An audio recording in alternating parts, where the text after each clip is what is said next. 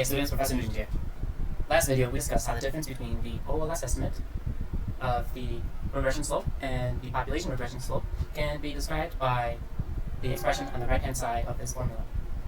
And when we take the expected value of these two things, we see that the expected value of the right hand side is 0, so that the expected value of the OLS estimate of the OLS estimate of the regression slope is equal to the population slope of the linear relationship between x and y.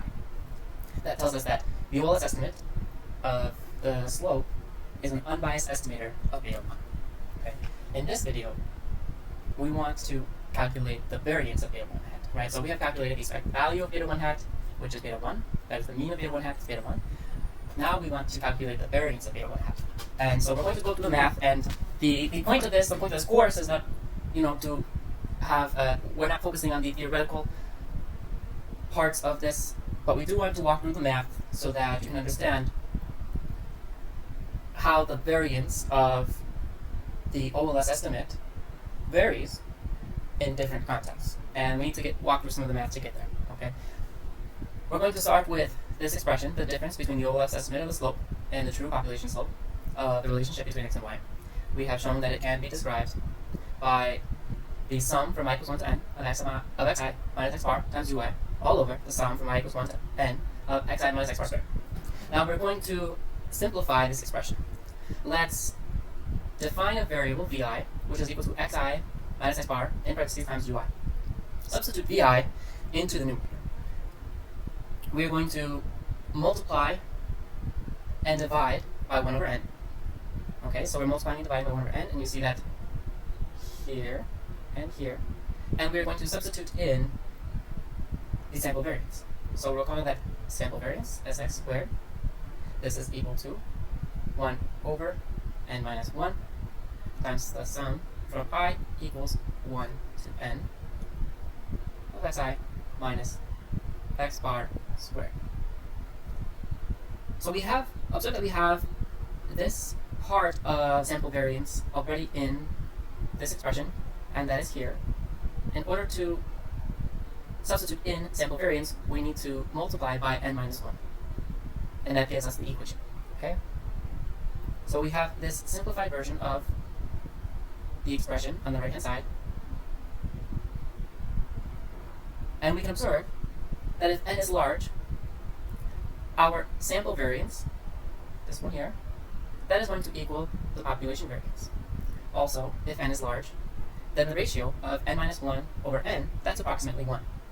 So we can simplify, in the case that n is large, that the difference between the OLS estimate of the slope of the relationship between x and y minus the true population slope is approximately 1 over n times the sum from I equals 1 to n of the variable vi over the population variance of x, where we have defined vi as xi minus x bar times ui.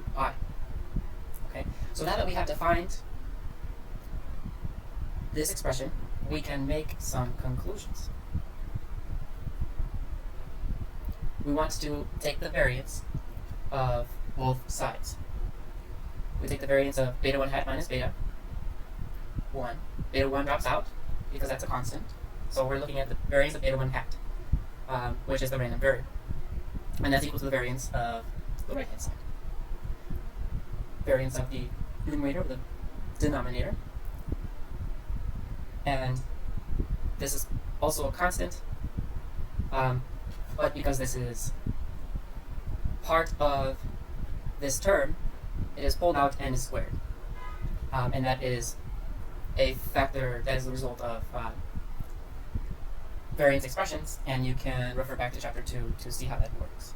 But when you have a constant, and because this is the population variance, this is a constant, we can pull this out of the variance term, and when we pull it out of the variance term, it is squared. Okay? So what we're left with is variance of the variable vi over n, all over the square of the population variance of x. And the final equality relies on assumption 2, that is that vi, the variable vi, is iid, independently and identically distributed. Thus, the variance of beta 1 hat. So the range, we're thinking about the range of potential slopes, right? This is equal to 1 over n times the variance of vi, and vi is xi minus, we can substitute in mu x, because when n is large, x bar is approximately mu x for n large times ui all over the square of the population variance. So there is two things to observe here. This point, that variance of beta 1 hat is inversely proportional to n, just like y bar. So as the sample size goes up, the variance of your OLS estimate is going to go down. Also observe that it is inversely proportional to the variance of x. So as the variance of x goes up, the variance of beta 1 hat is going to go down. And we will illustrate that in just a moment. Let's look at we are now prepared to look at the sampling distribution of beta 1 hat. Okay, because we have defined the mean and the variance. The exact sampling distribution is a bit complicated. It depends on the population distribution of x and y. Right? So we're looking at a relationship between x and y. The slope of the linear relationship between x and y depends on the population distribution of the variables about which the relationship is describing. When n is large, we get some simple and good approximations thanks to the central limit theorem. Because we have that the variance of the OLS estimate of the slope is proportional to 1 over n, so the variance is decreasing with sample size, it is finite, and the expected value of the OLS estimate of beta 1 hat is the population slope. So beta 1 hat converges in probability to beta 1. Then, when n is large, the sampling distribution of beta 1 hat will be well approximated by a normal distribution, and that is a result of the central limit theorem. Okay, so the first point comes from the law of large numbers. Second point, central limit theorem. And we'll call the central limit theorem if we suppose that a variable vi, and we're talking about the same variable vi that we have defined in the previous slides. Vi is, for all observations I equals 1 through n, it's independently and identically distributed with the expected value of 0 and a finite variance, v equals sigma squared. Then, when n is large, the mean of this thing is approximately distributed by a normal distribution with a mean of 0 and this variance here, sigma v squared over n. Okay? So that helps us describe the sampling distribution of beta 1 hat. Let's think about the large n approximation to the distribution of beta 1 hat.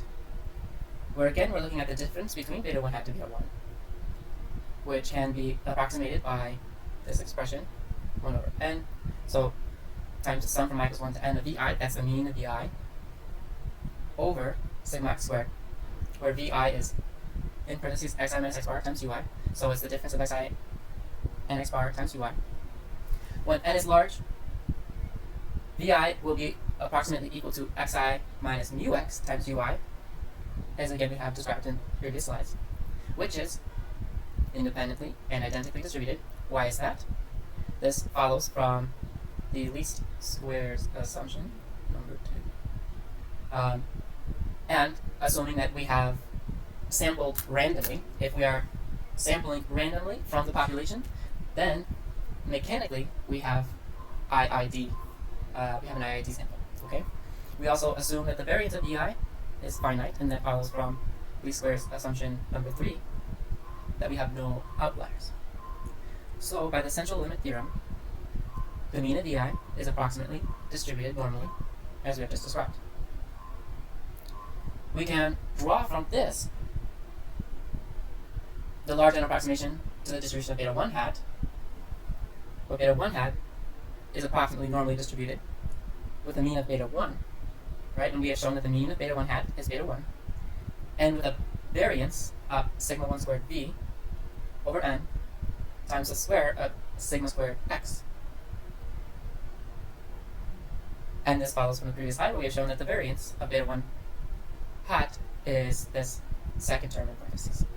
Okay? So for n large, beta 1 hat is approximately normally distributed with this mean and this variance. Okay?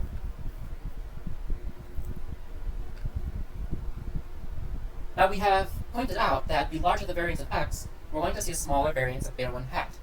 The math results from having the variance of x in the denominator of the expression for the variance of beta 1 hat. Okay? So the variance of x appears squared in the denominator, so increasing the spread of x decreases the variance of 1. The intuition of this mathematical result follows. If there is more variation in x, then there is more information in the data about x and about the relationship between x and y that you can use to fit your regression line. Let's look at how this can be applied in a figure. In this figure, the number of black dots and blue dots is the same. Using which do you think you would get a more accurate regression line? Okay, if the regression line is the following, we are going to get a more accurate fit using the black dots than the blue dots. As the black dots, they have greater variance over x, they have more information about the relationship between x and y. And in fact, using the blue dots, it's possible that we get something quite different from the relationship that I have just drawn. Let's summarize what we have just learned. If the three least squares assumptions hold, then the exact finite sampling distribution of beta 1 hat has a mean or expected value of the OLS estimate of the slope of a linear relationship between x and y equal to the population slope. So the OLS estimate of the slope is unbiased. The variance of the OLS estimate of the slope is proportional to 1 over n. So the variance decreases with the sample size. We also see that the variance decreases with the variance of x. Other than its mean and variance, the exact distribution of beta 1 hat is complicated. It depends on the distribution of x and u. We have shown that beta 1 hat converges in probability to the population slope, so beta 1 hat is consistent. This follows from the law of large numbers. When n is large, the standardized value of the OLS estimate of the slope, right? This is the z, remember z from statistics? The estimate of the slope minus the expected value over the standard deviation is approximately normally distributed with a standard normal distribution, right? And 0, 1. And that follows from the central limit theorem. This parallels the sampling distribution of y, of the mean of y. Okay. Finally, let's discuss large sample distributions of beta 0 hat and beta 1 hat. If our least squares assumptions in E-concept 4.3 hold, that is the first being that the expected value of u given x is 0, so the components in u are unrelated to x. Or in other words, you could not predict the value of u using x. 2, x and y are IID. And 3, x and y have finite variances, so we do not have large outliers. Then, in large samples, beta 0 hat and beta 1 hat have a jointly normal sampling distribution. Okay, this large sample normal distribution of beta 1 hat is given by n of beta 1 and sigma squared beta 1 hat. This variance is given by this expression. Again, we are inversely proportional to sample size and the variance of x. Okay, and the large sample normal distribution of beta 0 hat is normally distributed with the mean of beta 0 and sigma squared beta 0 hat, where this is the expression for beta 0 hat. Given this information, we can turn to hypothesis tests and confidence intervals. We are not going to ask you to derive these results, but understand them. Understand that as the sample size gets larger, you expect the variance of beta 1 hat to get smaller. So you expect the accuracy to improve of your OLS estimate of the slope. And the same for the variance of x. As you get a wider range of your independent variable, you expect the accuracy of your OLS estimate of the slope to improve. Okay? So this is not a theoretical course, but we want you to understand the implications of the theory in your application of what we learned in this course. If you are interested in theory, then please take ECO321 with me in the fall.